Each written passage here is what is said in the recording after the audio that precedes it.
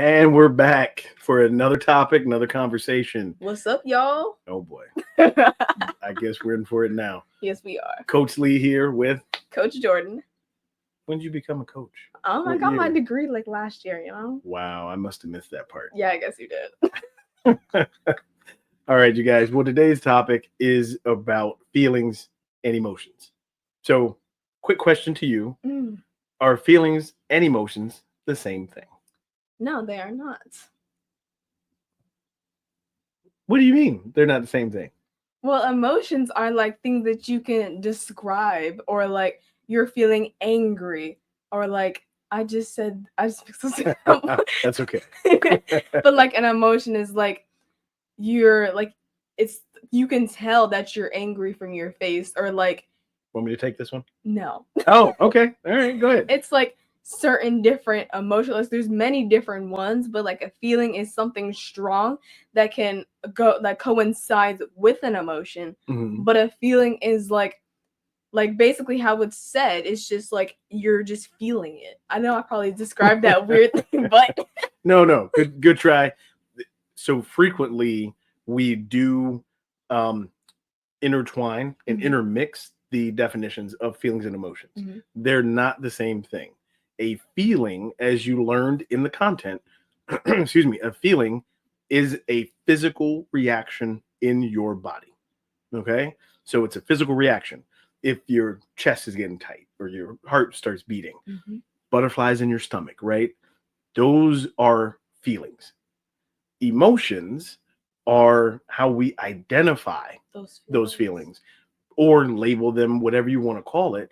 But the emotions, then we attach to those feelings. All right. Now, I'll tell you a little secret. There's no difference. The body does not know the difference between excitement and fear.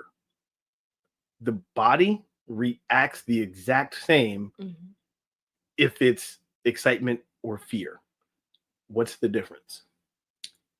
I guess what you're reacting to. Close. The difference is how we label that feeling, right? Yeah. If we say we're excited about something, Mhm. that sounds and feels positive, right? Yeah. Because there's happiness involved with excitement, or there's anticipation of waiting for something good. Right. If there's fear It's with something that, negative. it could be, right? Or it's something that's going to be bad, it's something that's going to be wrong. The body doesn't know the difference. It's how we think about it. So think of any situations that you might be in, Mhm. and think of if you're afraid of something coming up, if you have anxiety coming up about something, right? Yeah. You get to use your brain to turn that anxiety around into excitement because your body is reacting the same way. Right. It's the brain that changes how we identify that feeling. Okay? Okay. So the other thing I want everyone to really understand is, and let me ask you this.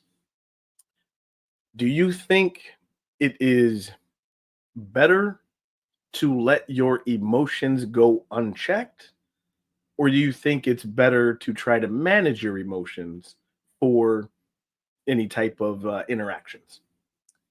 Well, I think it's speaking from personal experience, I think it's better to like manage your emotions like as you're feeling them, but like not to so much of an extent, because if you're feeling like really sad around like a group of friends, then you might not want to like break down into a complete mental breakdown. But I'm not saying that's a bad thing. Mhm. I'm just saying that in that moment in time that might not be the best idea. But like if you're crying slowly, then your friends can help you through that, and you can come to like a point where like you're feeling better at that point. That is a great point to make. So being able to manage your emotions is better than just letting them go unchecked, right? Yes. Excuse me. Also, managing your emotions can also be effective for communication. Yes. Now, you might be sad, you could be angry about something, or you could be overly excited about something. Right. But being able to manage all of those to communicate effectively That's what working with your feelings and emotions is in managing it. One last thing about feelings, you also have to be in tune with your body in order to actually feel those feelings, right? Our bodies are communicating with us to tell us something we don't know, right? Let me ask you this. Has there ever been a time where you've told an untruth? Don't tell on yourself. But has there ever been a time that you've said something that's just not true? Yeah. How did your body feel after you said that?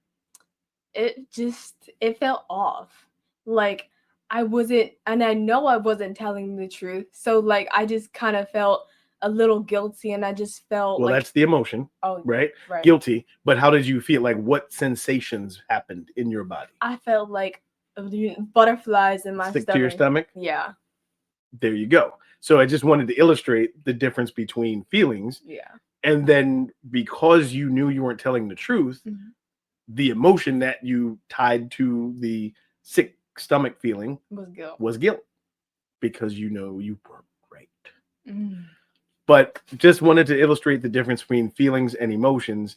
And it is important to try to manage your emotions. It's not always going to be perfect.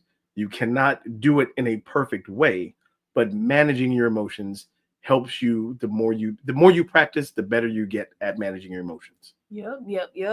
All right, you guys. After this video, take some time to reflect on what your takeaways are from this conversation and from what you've read in the content. Coach Lee, out. Coach Jordan, out. We'll see you next time. Bye, y'all. And don't forget to lock in.